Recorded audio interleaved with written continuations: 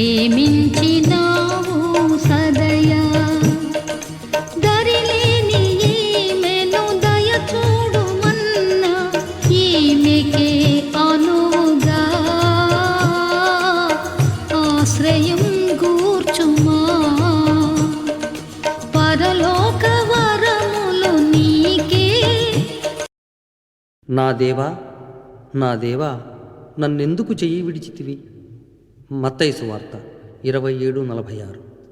ఈ ప్రార్థన యొక్క అంతరార్థమేమంటే, యేసు తాను చనిపోయిన తరువాత తండ్రి అయిన దేవుడు యేసుని చావులోకం నుండి విడిపించాలని ప్రార్థించాడు. దేవుడు యేసును సజీవంగా లేపుతాడని తనకు తెలుసు. అయినను దేవుడు చేసిన వాగ్దానాలను పొందటానికి తప్పనిసరిగా వాటి విషయమై మనం ప్రార్థించాలి అని యేసు ఈ విధిని నెరవేర్చాడు. దేవుడు ఆయన ప్రార్థనను విన్నాడు, యేసును మృత్యుంజయుడుగా చేశాడు. ఒకవేళ యేసుప్రభువు శిలువ శ్రమలను మరణాన్ని తప్పించుకుని ఉంటే ఎన్నడూ ఎవ్వరూ పాప విముక్తిని పొందేవారు కారు.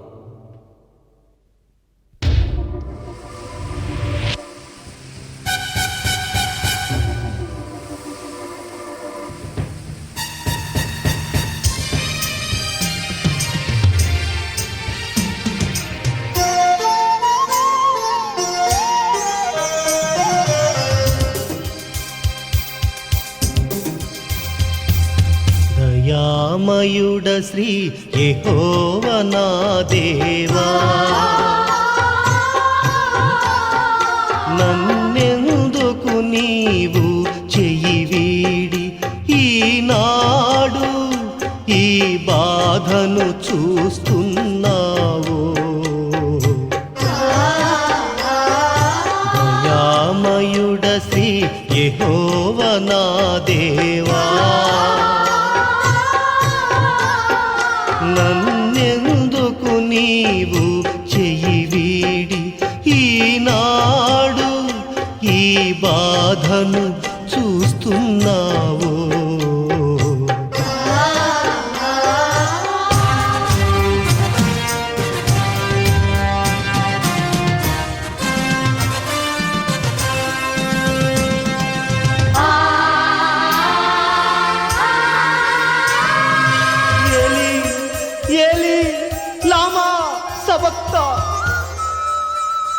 ఏమి ఇతడు ఏలియాను పిలుచుతున్నట్లున్నాడే? ఏలియా వచ్చునేమో.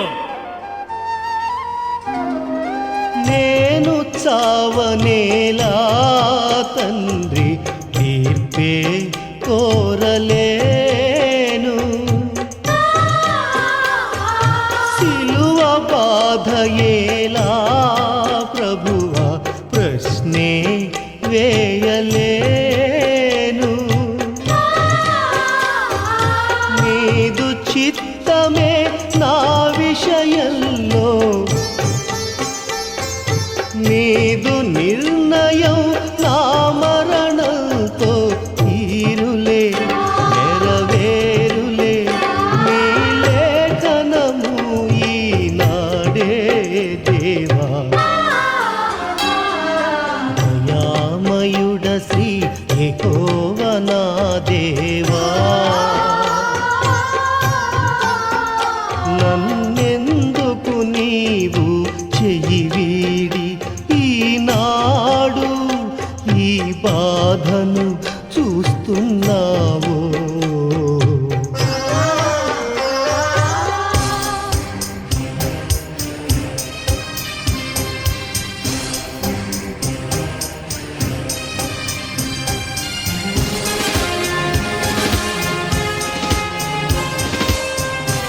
అపురూపమైన ఈ యేసు.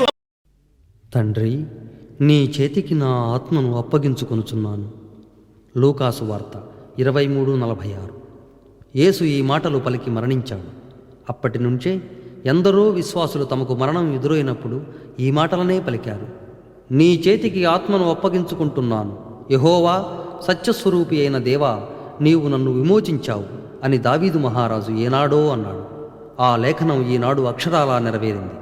మనం ప్రాణం పోయేటప్పుడు పశ్చాత్తాపంతో మన ఆత్మను దేవుని చేతికి అప్పగించుకోవటం ఉత్తమోత్తమం.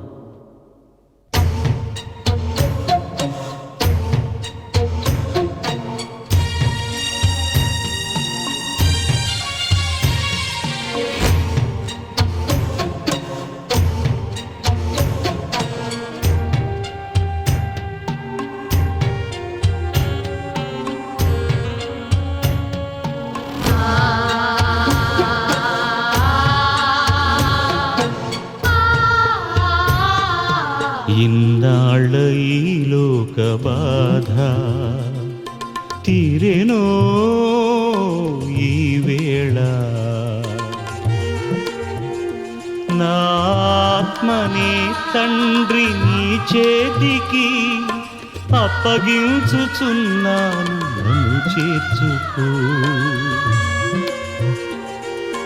సమాప్తమైనది బలిదానం, సంపూర్ణమైనది నా కార్యం. యెహోవా నా దేవా, యెహోవా నా దేవా.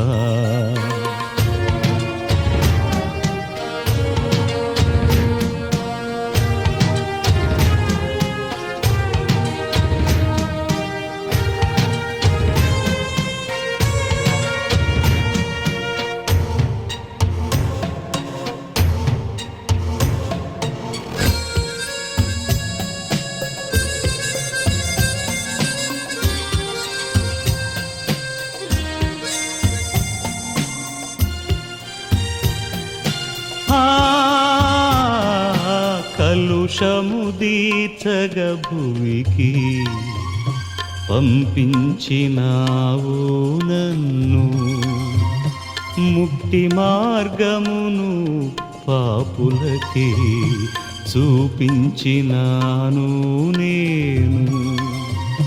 ప్రభువాజ్ఞనే సంపూర్ణముగా పాటించినాను నేను. పాపభారమంతమోయు దీనుడను, గొర్రె పిల్లను నేనే ప్రభో. యెహోవా దేవా నా తండ్రి, ఇన్నాళ్ళ ఈ లోక బాధ తీరేనో ఈ వేళ. నా ఆత్మని తండ్రి నీ చేతికి అప్పగించుచున్నాను, నన్ను చేర్చుకో. సమాప్తమైనది బలిదానం, సంపూర్ణమైనది నా కార్యం. యెహోవా నా దేవా, యెహోవా నా దేవా.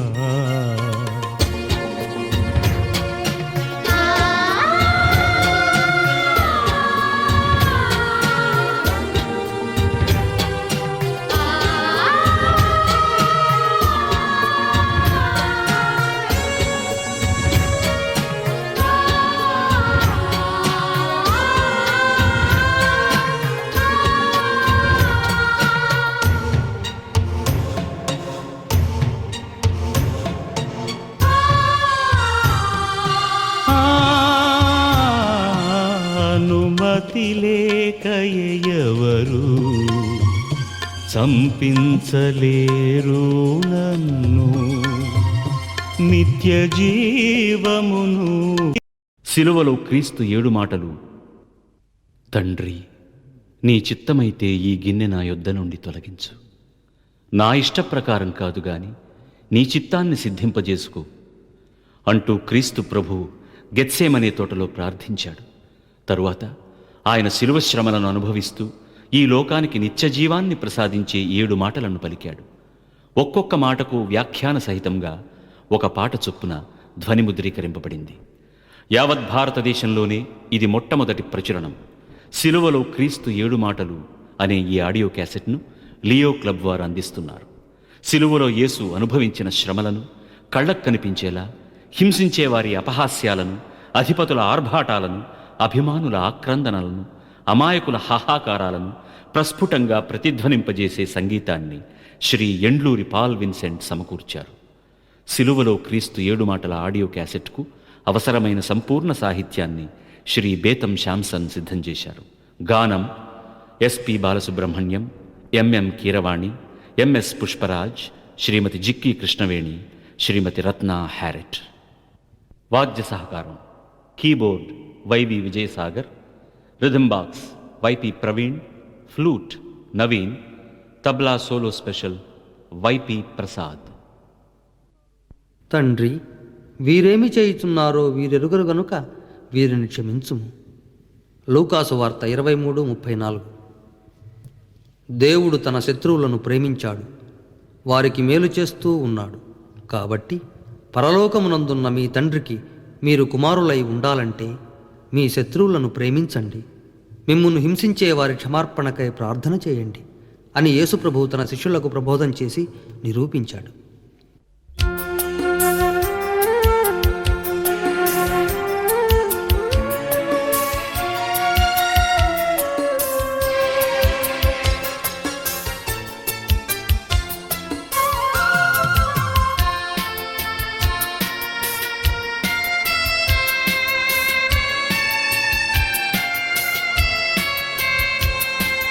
తండ్రి వీరేమి చేయుచున్నారో వీరికే తెలియదని వీరిని క్షమించుమోయని యేసు శిలువలో వేడుకొన్నది. కృపజూపే క్రీస్తు ప్రేమ స్వభావం, శత్రువుకే మేలు చేయు ప్రబోధం.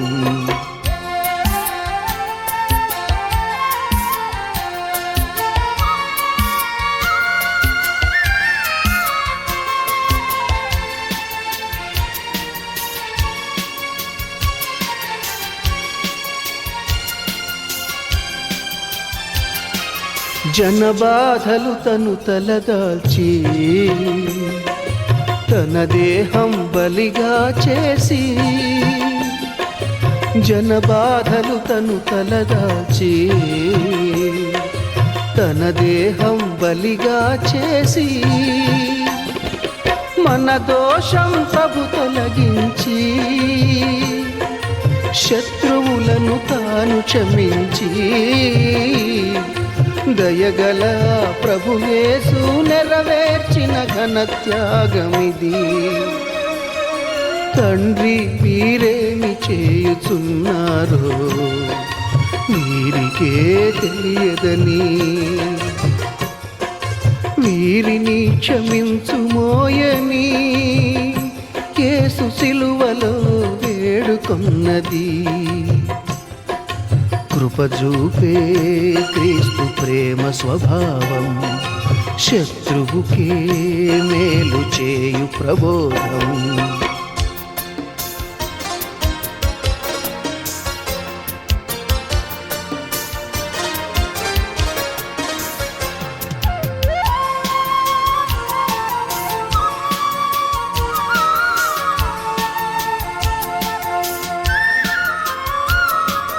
దేవుడు వైరుల ప్రేమించి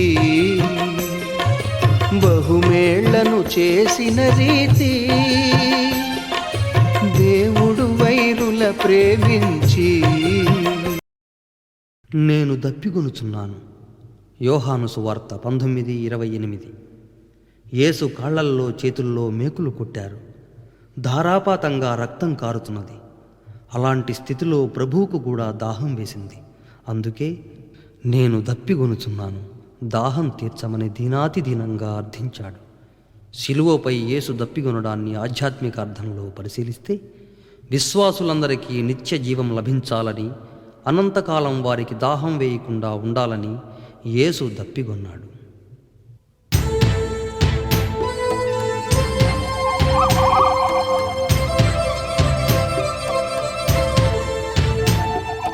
దాహం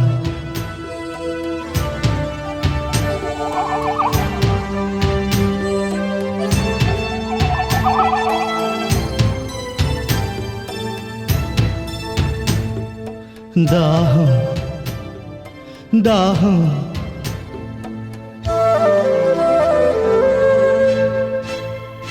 నేనే బహుదాహము గొనుచున్నాను, నీ జీవజలములనే త్రాగించుమో దేవా. ఈ దాహమునే అణగార్చుమయా, నేనే బహుదాహము గొనుచున్నాను.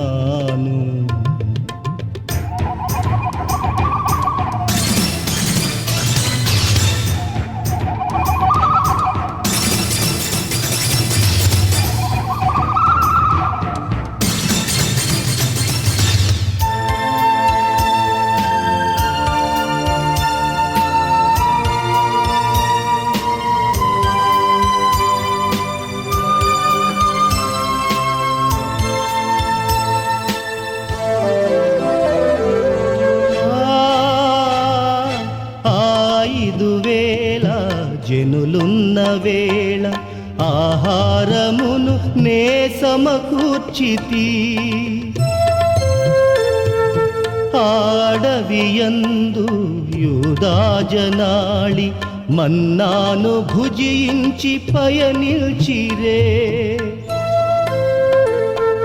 దప్పితీర్చరే అని నేనడుగగని బాధించుచు వేధించుచు దాహానికి అతి ఘోర గరళమును రావించిరహో త్రాగించిరహో. నేనే బహుదాహము గొనుచున్నాను, నీ జీవజలములనే త్రాగించుమో దేవా. ఈ దాహమునే అణగార్చుమయా. నేనే బహుదాహము గొనుచున్నాను.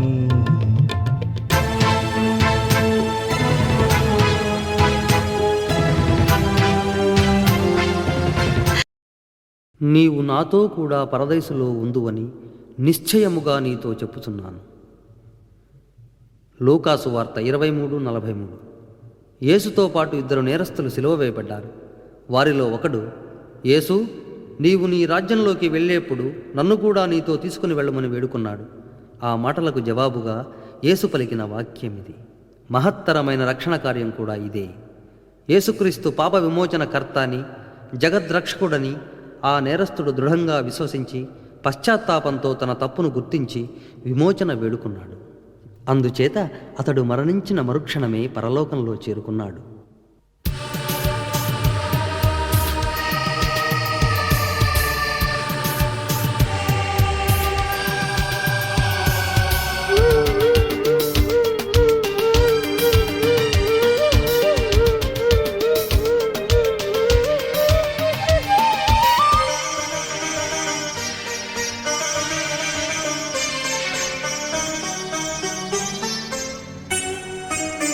నీవు నా తోడ నేడు పరదైసులో ఉందువులే. ఇది నిశ్చయమే, ఇదే సత్యము. నన్ను నమ్మినవో సిలువధారి, నీ గమ్యమిదేనని తెలుసుకో. నీవు నా తోడ నేడు పరదైసులో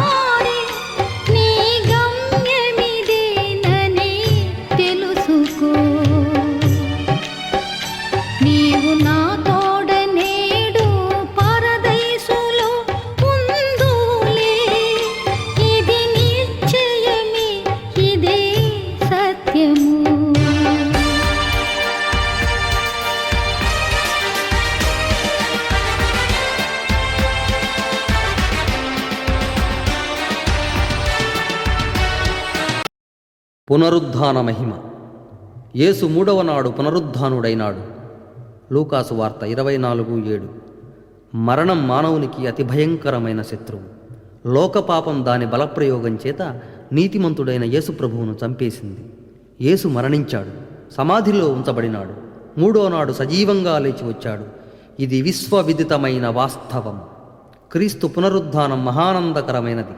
యేసు చనిపోయి తిరిగి లేచాడనే సంగతి వాస్తవమని నమ్మిన వారికి అది ఎల్లప్పుడూ ఆనందకరంగా ఉంటుంది. క్రీస్తు శిష్యులమై పునరుద్ధాన పరమానందాన్ని అనుభవిద్దాం రండి.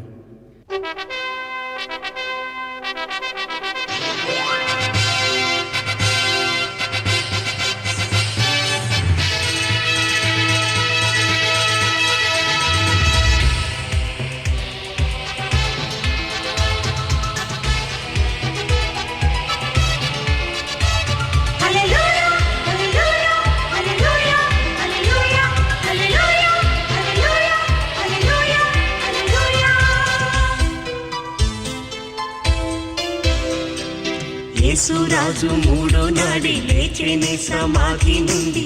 ఆనందం ఆనందమే, ఆనంద గీతం ఆలపించరే, ఆ శుభవార్తను చాటించరే.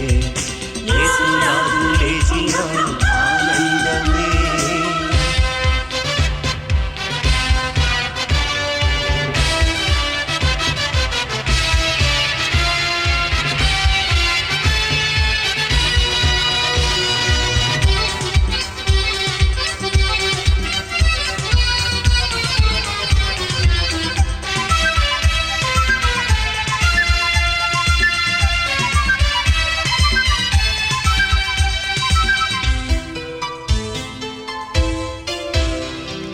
యేసురాజు చావునే జయించి లేచేరా, మరణం ముళ్ళును శాశ్వతంగా విరిచివేసేరా. ఆయనే ఇక జయరాజురా, మనుజాళికి జయమే సదా.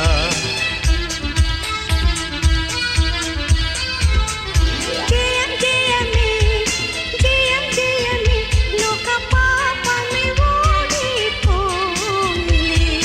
విజయమిదే, ఘన విజయమిదే, ప్రభువే భువిలో మృతి గెలిచెలే.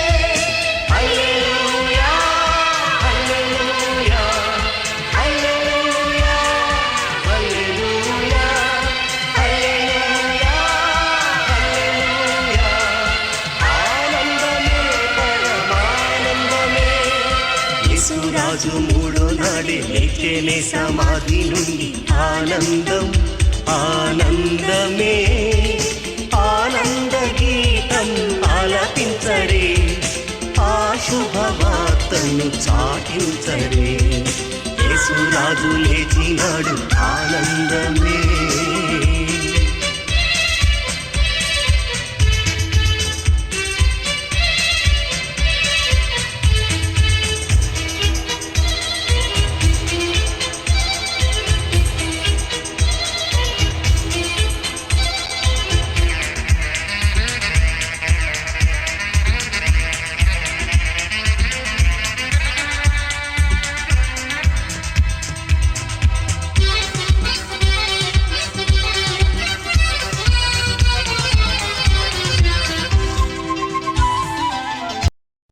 అమ్మా, అడుగో నీ కుమారుడు. యోహాను సువార్త 19:26. యేసు శిలువలో వేలాడుతూ దగ్గరగా నిలుచున్న తన తల్లికి శిష్యుడు యోహానును చూపిస్తూ, అమ్మా, అడుగో నీ కొడుకు అన్నాడు. ఇచ్చట యేసు ఘోరమైన బాధలు అనుభవిస్తూ లోక పాపాల కోసం మరణిస్తూ ఉన్న సమయంలో కూడా దీనుల అవసరాల గురించి ఆలోచిస్తున్నాడు. యేసు ప్రభువును నమ్ముకున్న వారిని ఆయన అనాథలుగా విడిచిపెట్టాడు. యేసుకు ప్రియమైన వారిని ఈ లోకంలో తన విశ్వాసులకు జతచేస్తాడు.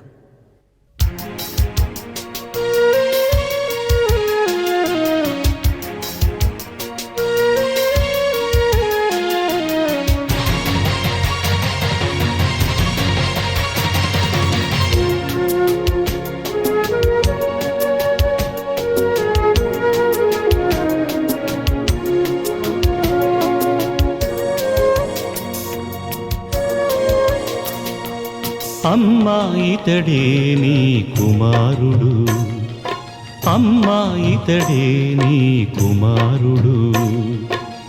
పావన జనని నిన్ను పోషించుటకు స్వీకరించుమో అమ్మా నీవు. నీ కుమారుడి ఇతడు, నీ కుమారుడే, అమ్మా ఇతడే నీ కుమారుడు, అమ్మా ఇతడే నీ కుమారుడు.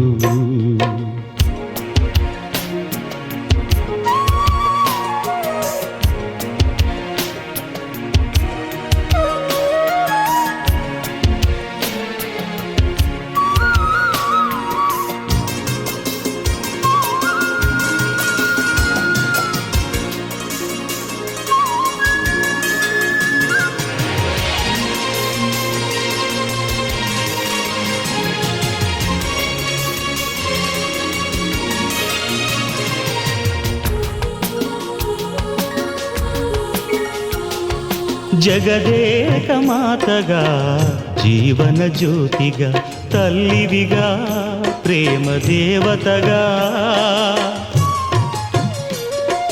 జగదేక మాతగా, జీవన జ్యోతిగా, తల్లివిగా, ప్రేమ దేవతగా. ప్రేమతో అనంత సేవలతో లోకములో నిన్ను కాపాడునులే, లోకములో నిన్ను కాపాడునులే. నీ కుమారుడి ఇతడు, నీ కుమారుడే, స్వీకరించుమో అమ్మా నీవు. అమ్మా ఇతడే నీ కుమారుడు.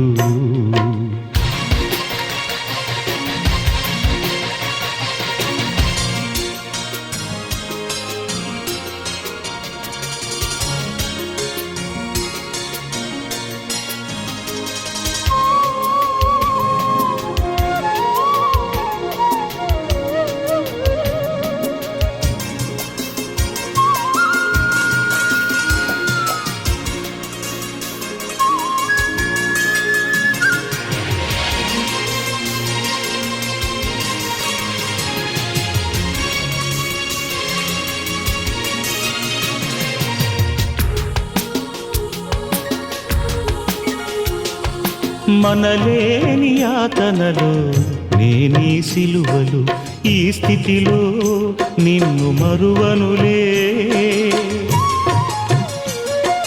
మనలేని యాతనలో నేనీ సిలువలు, ఈ స్థితిలో నిన్ను మరువనులే. బాధలే నిన్నింక చేరవులే,